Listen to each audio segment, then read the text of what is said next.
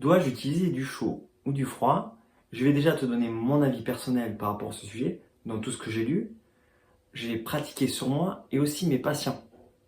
Je vais aussi te parler de ce que dit la science par rapport à ce sujet. La réelle première question que tu dois te poser, c'est pourquoi je veux utiliser du chaud ou du froid? Pour quel objectif? Est-ce que c'est pour mon bien-être? Est-ce que c'est pour récupérer? Ou c'est pour me soigner? Parce que forcément, on ne va pas utiliser la même chose en fonction de toi et de tes objectifs. Avant que je commence, sache qu'on est tous différents. Donc je vais te dire des choses de manière générale, mais vu qu'on est tous différents, forcément, il y a des choses qui vont être complètement différentes pour toi. Toi, tu te connais mieux que moi, donc je vais parler de manière générale. Après, c'est à toi de faire ce que tu préfères.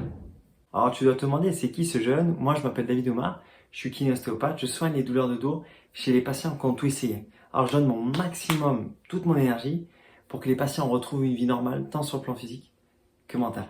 Alors je vais te parler des effets du chaud et du froid. Quand tu appliques du chaud, forcément, tu augmentes une température. Tu vas créer comme je mets entre parenthèses, une micro-fièvre, c'est-à-dire que tu augmentes la température. Mais ton corps, lui, va faire son maximum pour diminuer la température de ton corps. Pour faire simple, il veut se refroidir en maximum. En premier lieu, la chaleur va provoquer une dilatation des vaisseaux, ce qui va permettre qu'on retient le moins possible de chaleur. Ça va permettre aussi d'augmenter les échanges d'un point de vue métabolique et aussi éliminer un maximum de toxines et de déchets. En deuxième temps, on va avoir une augmentation de la circulation sanguine. Le but, c'est que le sang reste le moins possible à la surface en contact de la chaleur. Le troisième point, c'est la transpiration. Ton corps transpire pour réguler la température de ton corps. Quand tu es en contact avec le froid, ton corps va faire son maximum pour se réchauffer et donc du coup créer de la chaleur. Donc le but, c'est d'augmenter la température de ton corps quand tu es en contact avec du froid. Là, c'est l'inverse. Les vaisseaux vont se contracter, se comprimer pour, d'une part, diminuer le flux sanguin et perdre le minimum de chaleur. Il va y avoir une vasodilatation au niveau de tes muscles parce que les muscles vont se contracter. Donc ça peut être tes muscles profonds, mais aussi à la surface de ta peau comme les muscles érecteurs de poils, ce qui va permettre de créer de la chaleur.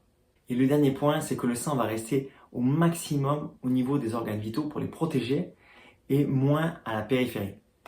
Si tu veux savoir qu'est-ce que tu dois mettre sur du chaud ou du froid par rapport à une blessure, le plus important, c'est que je t'explique qu'est-ce qui se passe par rapport à ta blessure.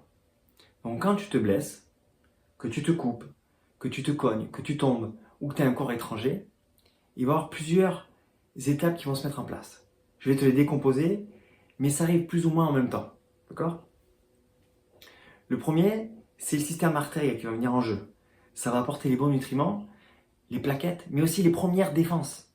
C'est un peu le maître d'œuvre qui va arriver et qui va se dire, ok, je vois les dégâts, je vois ce qui se passe, et en fonction de ce qui se passe, je vais utiliser telle ou telle défense pour que je puisse cicatriser au mieux. D'accord?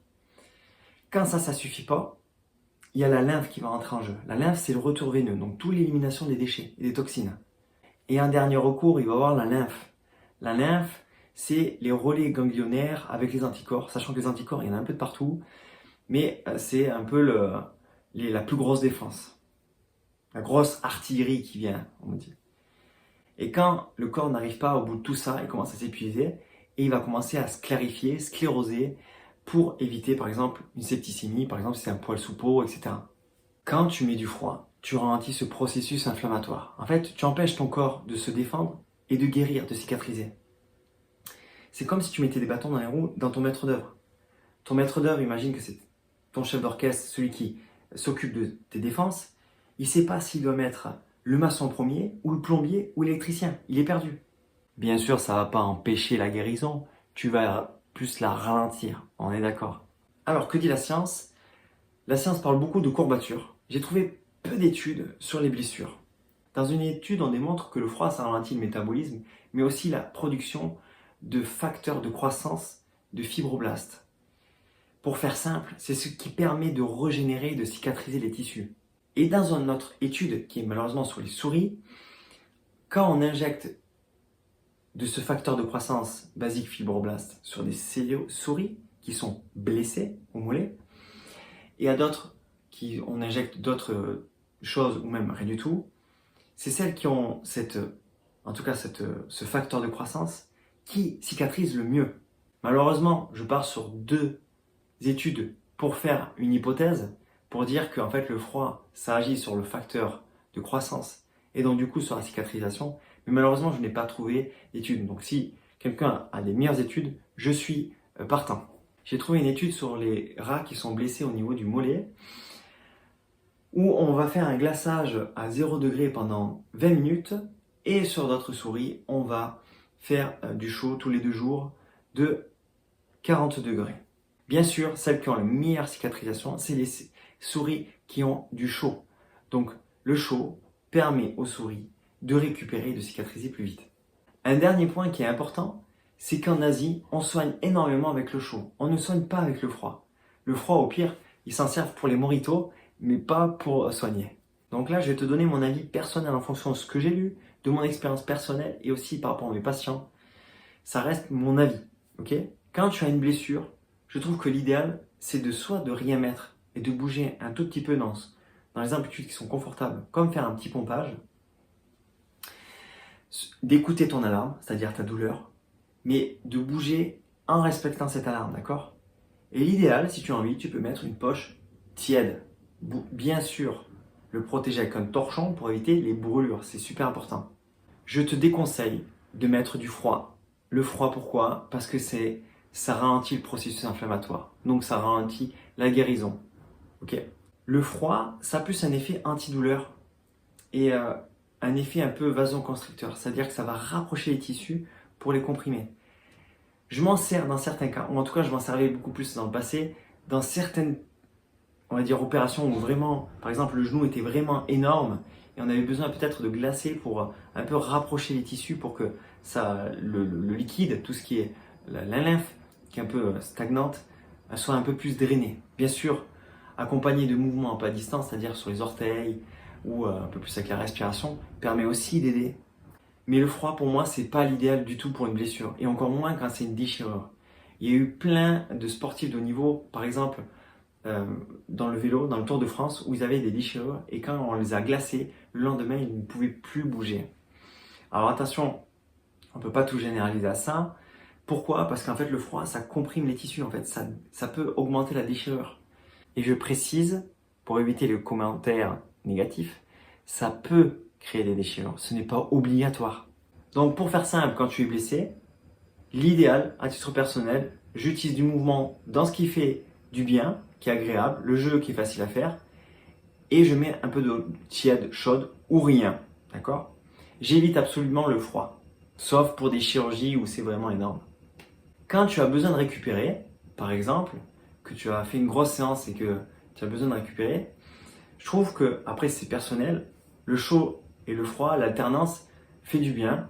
Après, tu peux le tester, si ça ne te plaît pas, ne fais pas, le chaud fait du bien aussi.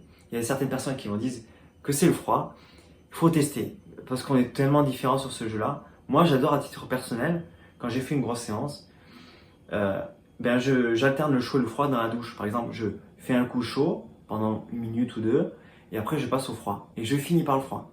Ok? Quand c'est par rapport à une douleur, que ce soit à l'épaule, au cervical, au bas du dos, au genou, je te conseille de mettre du chaud ou une poche tiède. D'accord? Bien sûr, si ça persiste, l'idéal c'est de consulter quand même un médecin. Si c'est pour ton bien-être et que tu utilisais tout le corps ou une partie de ton corps, ce qui est important, c'est qu'il y a des facteurs à éviter. Les facteurs cardiaques, les risques cardiaques. Je te conseille d'en parler à ton médecin. Et en tout cas, si ton médecin est d'accord, de te rapprocher un maximum de la température corporelle pour commencer. C'est-à-dire autour de 37 degrés. Et après, petit à petit, augmenter si tu veux mettre de la chaleur. Ou si tu veux la baisser, bien sûr, aller sur du froid.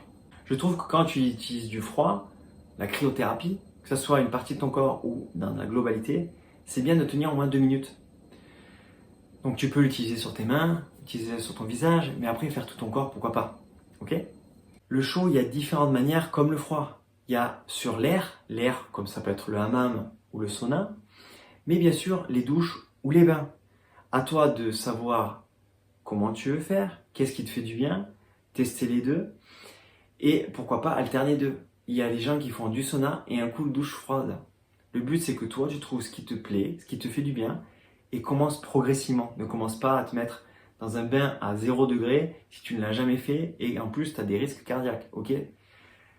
Adapte-toi en fonction de comment tu es, fais de ton mieux, et n'hésite pas à t'entourer ou te rapprocher des gens qui s'y connaissent si tu as des questions, ok? Passe une excellente journée, j'espère que ce format t'a plu. N'hésite pas à mettre un petit pouce, ça permettra d'aider énormément de personnes parce que pour moi, c'est beaucoup de travail. Ça m'a fait plaisir de faire cette vidéo. Je te souhaite de passer une excellente journée. Et surtout, ciao!